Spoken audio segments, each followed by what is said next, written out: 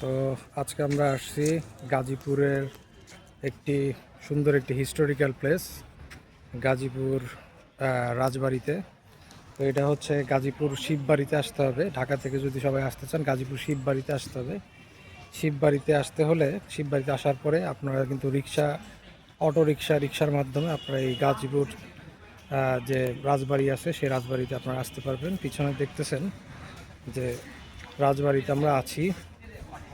তো খুবই সুন্দর একটি জায়গা, তো সবাই এখানে ঘুরতে আসতে পারবেন।